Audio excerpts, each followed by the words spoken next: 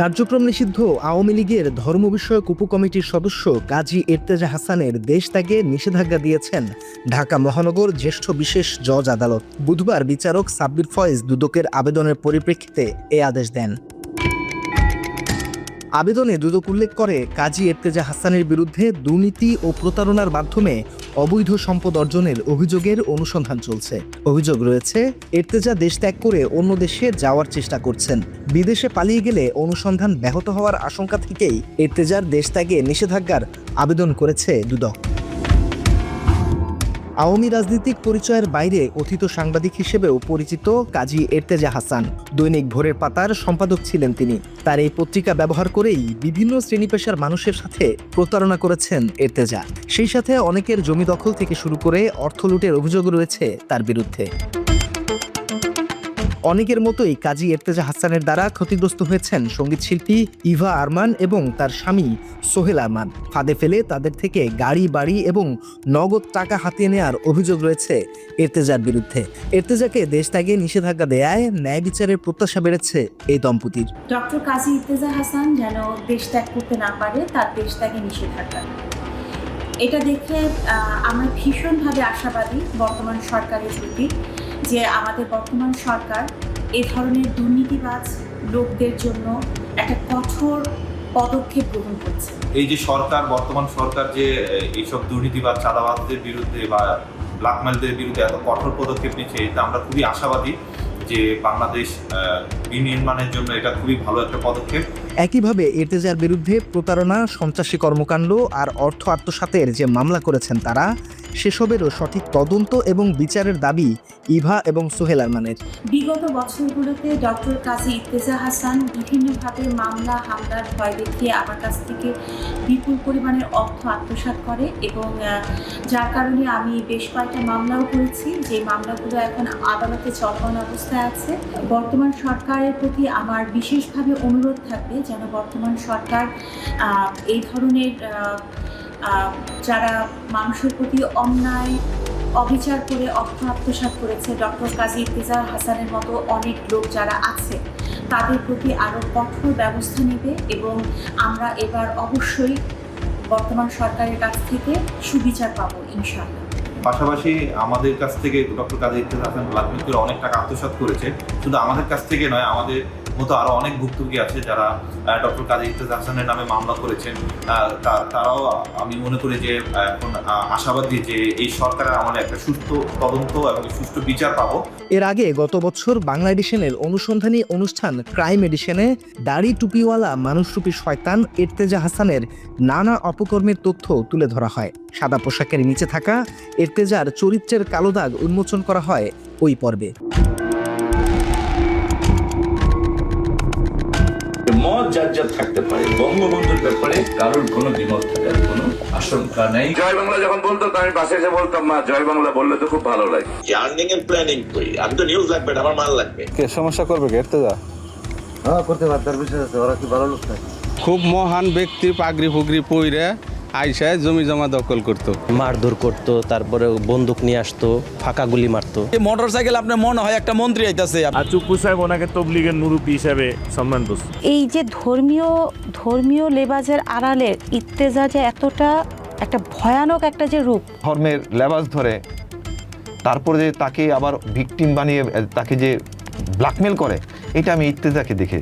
সুন্নতি লেবাসে বিভিন্ন নারীদেরকে চাকরির ফাঁদে ফেলে সম্ভ্রম নষ্ট, মানুষের অর্থ আত্মসাৎ, জমি দখল, জুয়া খেলা থেকে শুরু করে এর্তেজার সব অপরাধের ফিরিস্তি প্রকাশ করা হয় ক্রাইম এডিশনের ওই পর্বে।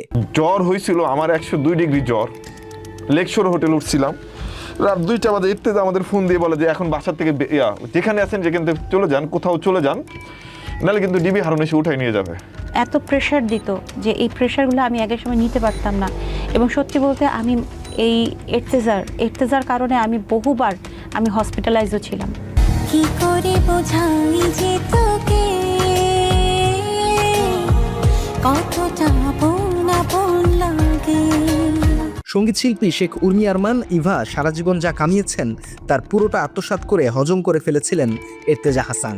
বাড়ি গাড়ি সহ ইভা এবং সোহেল আরমানের 7 থেকে 8 কোটি নগদ টাকা হাতিয়ে নেওয়ার অভিযোগ রয়েছে কথিত এই সাংবাদিকের বিরুদ্ধে। টিভি হারুন আপনার উপর অনেক ক্ষিপ্ত এবং উনি যেটা চাচ্ছে এই অ্যামাউন্টটা আপনার ওনাকে দিতে হবে 50 লাখ টাকা। ব্যাংকের টাকাগুলো ভেঙে দিচ্ছি, আমার ওয়াইফ আমার সাথে গাড়িতে ঘুমাচ্ছে ভাই, গাড়িতে আমরা খাচ্ছি। প্রয়োজনে যদি আপনার রক্ত বেচে টাকা দিতে হয় আপনি দরকার পড়লে রক্ত বিক্রি করে টাকা দিবেন। 5.5 কোটি রুপে নিচ্ছে। এর ভিতরে আবার কি করলো, যখন আমাদেরকে তখন বললো যে আপনারা আপাতত বাসায় থাকেন না, বাড়ির বাইরে বাইরে থাকেন, হোটেলে থাকেন বা কোথাও থাকেন, আর আমাদেরকে বিভিন্ন একটার পর একটা ভয় দেখাতে থাকে। প্রথমে এভাবে সে একটা ধর্মের লেবাস ধরে, তারপরে যে তাকে আবার ভিকটিম বানিয়ে তাকে যে ব্ল্যাকমেল করে, এটা আমি ইর্তেজাকে দেখে।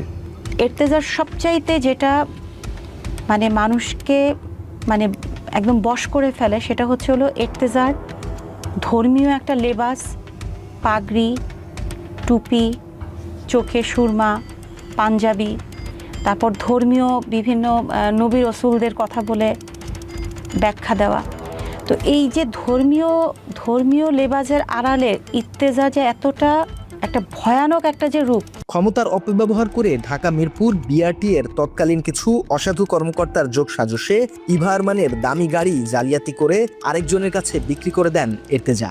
এই কাজী ইর্তেজা মালিকানা বদলের সময় ছিল কিনা এখানে বা আপনারা তো করতে থেকে তো কিভাবে জানাবেন আপনারা জানেন এটা যদি এখন খোলা থাকতো তাহলে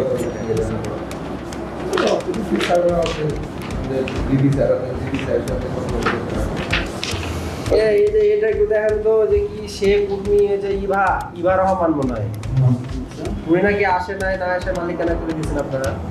আপনি ফাইনাল দেখে আমাদের এটা ইয়া করা আছে, এটা জুয়েলের কাছে দেওয়া আছে, মালিকানা থেকে নিয়ে আপনি একটু যান, আমি একটু মিটিং এ যাব। মালিকানা করছে নাকি মালিকানা করছে, মালিকানা করে না খবর রায় দেন না, মামলা চলমান আছে না এটা। আচ্ছা মাইকে বলবে, না মাইকে। অনুসন্ধানে কাজী এর্তেজার ওই সময়ের ব্যক্তিগত সহকারী আশরাফুল বারী আশিকের সাথে কথা বলে টিম ক্রাইম এডিশন।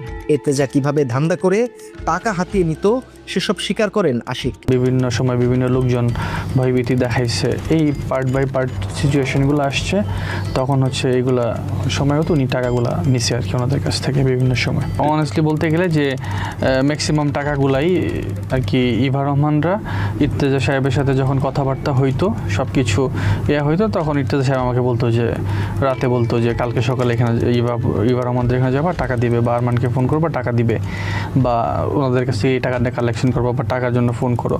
তো দিত, টাকাগুলো আমার হাতে দিত, আমি নিয়ে ওনার কাছে বুঝাই দিতাম। ওনার অ্যাকাউন্টস ছিল সোহেল ভাই, কেম সোহেল রানা, ওনার কাছে বুঝাই দিতাম, মাঝে মাঝে ব্যাংকে রাখতাম, মাঝে বলতো এটা এখানে খরচ করো, এটা এখানে করে, এই পেমেন্টগুলো দাও, সেগুলো দিতাম। অন্যদিকে ওই সময়ের এর্তেজার ব্যক্তিগত গাড়ি চালক রবিউল ইসলামও স্বীকার করেন ধান্দাবাজির কথা। আর এই মামলার বিষয়ে স্যারের বিভিন্ন সময় টাকা পয়সা দিত, কত টাকা সেটা আমি জানি না। টাকাটা কিভাবে লেনদেন হচ্ছে জানেন? ওটা ক্যাশ না ক্যাশ, একটা লাকিজে বই দেয় না, ফুল ক্যাশ দিছে 90 লাখ। একইভাবে ঢাকার সাভারে জোর খাটিয়ে 24 বিঘা জমি দখল করে নেন এর্তেজা। 1 কাঠা জমি না কিনেই দখল করে নেয়া সেই জমিতে শুরু করেন আবাসন ব্যবসা। দখলকৃত সেই জমি প্লট বানিয়ে এক প্লট বিক্রি করেছেন একাধিক ব্যক্তির কাছে। জোর দখল করে মনে করেন পুরাটাই দখল করছিল, দখল করে কিছু প্লট এখান থেকে বিক্রি করছে, কিছু লোকজন আসছে, এখনও তো মাঝে মধ্যে লোকজন আসে, শুক্রবার হইলে আসে, এর্তেজা প্লট দেখায় তাদের কাছ থেকে টাকা পয়সা নিছে।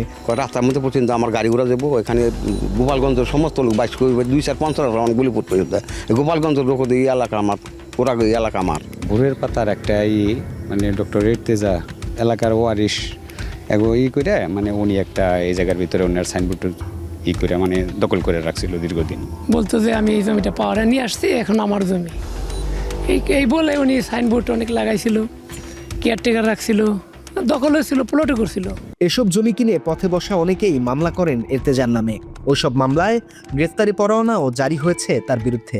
আমি মামলা করছি ওর নামে আজকে প্রায় 1-1.5 বছর হয়ে গেছে। অ্যারেস্ট ওয়ারেন্ট বাড়িছে প্রায় বিগত 4 মাস হয়ে গেছে মেবি, কিন্তু এখনও পর্যন্ত পুলিশ ওর গ্রেফতার করতেছে না। এখানে তারা 3 জন আসামি।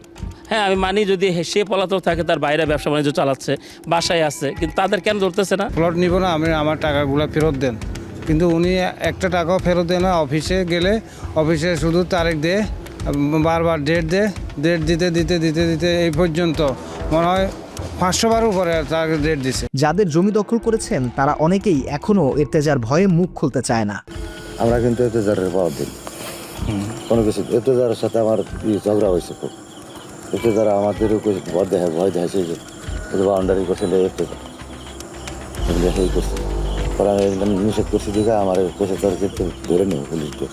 এরকম দিলে আবার আমার যদি সমস্যা হয় আপনারা কই থাকবেন? আমরা আপনার সাথে পাশে থাকবো। না না না, এটা ওখানে এরা আর লোক আসছিল, এরা এই কথা কে সমস্যা করবে এর্তেজা? হ্যাঁ করতে পারে, তার বিষয় আছে, ওরা কি ভালো লোক না। জমি দখল করা নিয়ে মুখ খুলতে চাইলেই অস্ত্রশস্ত্র নিয়ে সিনেমা স্টাইলে এলাকার মানুষদের ভয়ভীতি দেখাতো ভোরের পাতার তৎকালীন সম্পাদক এর্তেজা সাহেব। উনি এসে অনেক কী করতো, দোকান পাঠায় না, মাঝে মাঝে তালা মাইরা দিত, মারধর করতো, তারপরে বন্দুক নিয়ে আসতো, ফাঁকা গুলি মারতো। অনেক অস্ত্র নিয়ে আসতো অনেক, এবং কি মোটর সাইকেল আপনার মনে হয় একটা মন্ত্রী আইতাছে, কমপক্ষে 200 মোটর সাইকেল ওনারে মহড়া দিয়ে গার্ড দিয়ে নিয়ে আসতো, মনে হইতো যে হয়তো কোনো উপদেষ্টা নাইলে কোনো মন্ত্রী। এমনকি ফল বিক্রেতার টাকা মেরে দেয়া সহ কোরআন শরীফ কেনার টাকা আত্মসাৎ করতেও বাধেনি এর্তেজার। টোটাল বিল 2.5 লাখ আর প্রায় 7 লাখ টাকার মতো। আজ দিচ্ছি কাল দিচ্ছি, আজ দিচ্ছি কাল দিচ্ছি, মানে এটার ভোগান্তি শেষ নেই। জুতো শেষ, কালি শেষ, কথা শেষ। অফিসে যদি ঘুমাইতাম, বসে থাকতাম, ঢুকতে দিত না। মানুষ এত সিটার, এত নিচে নেমে যায়, এটা আসলে আমি আগে জানতাম না। এমনকি দানের নামে কোরআন শরীফের টাকা আত্মসাৎ করতেও বাধেনি এর্তেজার। আমি কাজী এর্তেজা সাহেবের কাছে ওনার নির্বাচন, যে ব্যবসায়ী সমিতি যেটা নির্বাচন হয়, ওই নির্বাচন উপলক্ষে বড় একটা অ্যামাউন্টের কোরআন শরীফের গিফট প্যাকেজ, যেটাকে বলে গিফট প্যাকেজ, ওনাকে দিয়েছিলাম। বড় একটা অ্যামাউন্ট পেতাম। উনি আমাকে লাস্ট যেই অ্যামাউন্টটা ছিল 3 লক্ষ টাকা, অনেক কষ্ট করে ওনার থেকে আমি 3 লক্ষ টাকার মধ্যে আমি 2 লক্ষ একটা সামথিং একটা অ্যামাউন্ট নিয়েছি। আর বাকি 75,000 টাকার একটা চেক উনি আমাকে দিয়েছে, চেক। হ্যাঁ, এই চেকটা তারপর উনি আর আমাদের সাথে কোনো কন্ট্যাক্ট করেনি। সেই সাথে এর্তেজার ছেলে কাজী জার্জিসের একটি হত্যা মামলা ধামাচাপা দেওয়ার অভিযোগ উঠে আসে ক্রাইম এডিশনে। আপনি কি এমনিতে হাতের আঙ্গুলের ছাপ, মানে ছাপটা কি আপনি দেখছিলেন মিলায় যে গাড়িটা কে স্টিয়ারিং এ কে ছিল? গাড়িটা পানির নিচে ছিল, মেলানোর সুযোগ ছিল না। ড্রাইভিং লাইসেন্স ছিল কিনা ওনার যে মারা গেছে? আমি এই ব্যাপারে আর কোনো কিছু না বলি দাদা, কিছু মনে করি না, যেহেতু আন্ডার ট্রায়াল কোর্টে আছে, কোর্টের বিষয়। শেখ মুজিবকে নিয়ে এর্তেজার দালালির বেশ কয়েকটি বক্তব্য সামনে আসে ওই পর্বে। মত যার থাকতে পারে, বঙ্গবন্ধুর ব্যাপারে কারোর কোনো দ্বিমত থাকার কোনো আশঙ্কা নেই, এখানে কোনো দ্বিমত থাকতে পারবে না। জয় বাংলা যখন বলতো আমি পাশে এসে বলতাম, মা জয় বাংলা বললে তো খুব ভালো লাগে। জয়নীতি শেখ হাসিনা হয়তো মনে করেছে যে না, আমার রাজনীতি আসার দরকার। গত 16 বছর আপনারা জানেন ভোরের পাতা এবং পিপলস টাইমস মিডিয়া দিয়ে গভর্নমেন্টকে কিভাবে প্রমোট করেছে। অনুসন্ধানে আরও তুলে ধরা হয়, গত 15 বছরে হাসিনার এজেন্ডা বাস্তবায়নে সক্রিয় ছিলেন এর্তেজা। স্বৈরাচার এক শাসককে নিজের লেখায় উন্নয়নের মডেল হিসেবে তুলে ধরেন তিনি। লেবাস ধরে ধর্ম ব্যবসা আর তাবলিগ জামায়াতের নামে ধর্মীয় দাঙ্গা বাঁধাতে প্রথম আলো এবং শেখ হাসিনার পক্ষে মাঠে সক্রিয় ছিল এর্তেজা। সে এখানে লেবাসের শুরুতে মানে একটা দেখাতো যে রাষ্ট্রপতি আমার আত্মীয়, অমুক আমার আত্মীয়। বিগত দিনে এইগুলো করে করে করে করে সে এই তবলিগকে বিক্রি করে আমাদের জানা মতে অনেক লোক আছে এখানে আসে চোখের পানি ফেলছে, লম্বা সময় কাঁদছে, তাদের টাকা নেছে। সে রাষ্ট্রপতি টিপু সাহেবের সাথে সে কানেক্টেড ছিল, দিল্লিতে থাকা ওরসপায় ওনাকে দিয়ে বড় বড় মামলা তবলিগ করেছে। আর টিপু সাহেব ওনাকে তবলিগের মুরব্বী হিসাবে সম্মান করছে। টিপু সাহেবকে সে তা দিয়ে দেন। এর্তেজার সম্পাদিত ভোরের পাতা পত্রিকার অপসাংবাদিকতার নানা নজির তুলে ধরা হয় ক্রাইম এডিশনের ওই পর্বে। তারেক রহমানকে বিতর্কিত করতে তাকে নিয়ে বিভিন্ন সময় একাধিক ভিত্তিহীন সংবাদ প্রচার করেছে ভোরের পাতা। তেমনি কয়েকটি প্রতিবেদনের শিরোনাম ছিল এরকম: আল জাজিরার প্রতিবেদনে অর্থ যোগান দিয়েছে তারেক জিয়া, তারেক রহমানের নিয়মিত নারী আর মাদকের সরবরাহকারী সামি, মাফিয়া দাউদ তারেকের 5 লাখ কোটি টাকার নতুন ব্যবসার পরিকল্পনা, কিভাবে প্রভাব খাটিয়ে সব সরকারি কাজে কমিশন নিত তারেক জিয়া। এছাড়া গ্রেনেড হামলায় তারেক রহমানকে দায়ী করে ভোরের পাতা ছাপে 21 আগস্টের প্রধান ষড়যন্ত্রকারী হিসেবে তারেক রহমানের মৃত্যুদণ্ড শাস্তিপ্রাপ্য। জিয়াউর রহমান, খালেদা জিয়া এবং বিএনপিকে নিয়েও একের পর এক মিথ্যা সংবাদ প্রচার করেছে ভোরের পাতা। ওই সময়ে ভোরের পাতায় লেখা হয়, মুজিব হত্যায় জিয়া জড়িত ছিল, শেখ হাসিনা হত্যা ষড়যন্ত্রে খালেদা তারেক জড়িত, বাংলাদেশকে ছোট পাকিস্তান বানাতে চেয়েছিল জিয়াউর রহমান এবং খালেদা জিয়া। কোনো প্রমাণ ছাড়াই এমন ট্যাগ দিয়ে দেয় ভোরের পাতা। সেই সাথে বিএনপির রাজনীতি প্রসঙ্গে ভোরের পাতায় প্রতিবেদন করা হয়, দলটি নাকি গুজব এবং অপপ্রচার সৃষ্টি করে। এমনকি খালেদা জিয়ার ব্যক্তিগত জীবন নিয়েও মিথ্যা কুরুচিপূর্ণ সংবাদ ছাপাতে দ্বিতীয়বার ভাবেনি পত্রিকাটি। এনটিভির মালিক মোসাদ্দেক হোসেন ফালুর সাথে জড়িয়ে খালেদা জিয়াকে নিয়ে আপত্তিকর সংবাদ ছাপে এর্তেজার ভোরের পাতা। ঘরে বউ থাকলেও অন্য নারীর সাথে এর্তেজার কুকীর্তির আলামত প্রকাশ করা হয় ক্রাইম এডিশনে। ভোরের পাতার কারওয়ান বাজারের অফিসে বসেই একাধিক নারীর সাথে অবৈধ সম্পর্কের চূড়ান্ত পর্যায়ে পৌঁছাতেন কথিত এই সাংবাদিক। কিছু কিছু ইন্টিমেসি ছিল, আমি যত দূর আর কি দেখছি, প্রেমের সম্পর্ক, ভালো লাগার সম্পর্ক, এরকম আর কি। অনেক সময় অনেক মেয়েরা অফিসে আসতো, সারের রুমে ঢুকতো, দেখতাম, তারপর দরজা লাগাই দিত, তারপর ভিতরেই তারা কথা বলতো না কি করতো, তারা কি তার গার্লফ্রেন্ড না তার কোনো ব্যবসায়ী কোনো ক্লায়েন্ট, এটা তো আমি জানি না। অনেক সময় মনে করে বলতো যে ও ফার্মেসিতে যায় ফোন ধরাই দিতে, ওরা আমরা ফোন ধরাই দিলে ফার্মেসি হলে প্যাকেটের ভিতরে দিত, ওনারা খুলে দেখতাম যে এটা বাইকের ওষুধের মানুষের শরীর খান পরে বাইক কি এটা তো জানতাম না, পরে শুনছি আর কি ওষুধের। অফিসে বসেই এর্তেজার চাঁদাবাজি করার প্রমাণও তুলে ধরা হয় ক্রাইম এডিশনে। তোমার ভাতিজা বলতেছে, আপু তুমি এই ভোরের পাতা করতে করতে তো বড় হয়ে যাচ্ছে, তোমাদের প্ল্যানিং কি, আর্নিং এর প্ল্যানিং কই? আমি তো নিউজ লাগবে, আমার মাল লাগবে, যদি মুভ করতে পারতাম তো আমি এক জায়গায় বসে আমি 1 কোটি টাকা নিয়ে আসতাম। এগুলো সব বুঝি আমরা, 21 বছর মিডিয়া চালাইছি। অনুসন্ধান থেকে জানা যায় 24-এর 5 আগস্টের পর থেকে আর নিজের কারওয়ান বাজারের অফিসে যাননি এর্তেজা। আমি এখানে পিওন হিসেবে আছি। কতদিন ধরে আছেন? আমি আছি অল্প গত বছর ধরে। আচ্ছা, আপনাদের যিনি সম্পাদক উনি অফিসে আসে? না, ছাত্র অফিসে আসে। জুলাই হত্যা মামলা সহ একাধিক মামলা রয়েছে এর্তেজার বিরুদ্ধে। নিভা উনি বাদী হয়ে প্রথম 29 আগস্ট 2024 সালে একটি মামলা করে, যে মামলায় ডাক্তার কাজী এর্তেজা সহ যাদেরকে আসামি করে, এই মামলাটি আমাদের তদন্তকারী অফিসার তদন্ত শেষ করে বিজ্ঞ আদালতে অভিযোগপত্র দাখিল করে। গত 25শে মার্চ আমাদের এই থানা থেকে তাদের বিরুদ্ধে ন্যায় বিচারের নিমিত্তে বিজ্ঞ আদালতে তাদের বিরুদ্ধে অভিযোগপত্র দাখিল করে এবং ওই অভিযোগের সত্যতা পেয়ে আর কি। এত সব মামলা থাকার পরও এর্তেজাকে গ্রেপ্তার করা যায়নি এখনো। এই অবস্থাতেই তার বিরুদ্ধে দেশ ত্যাগে নিষেধাজ্ঞা দিলেন আদালত। এখন তাকে দ্রুত গ্রেপ্তার করে আইনের মুখোমুখি করার দাবি ভুক্তভোগীদের।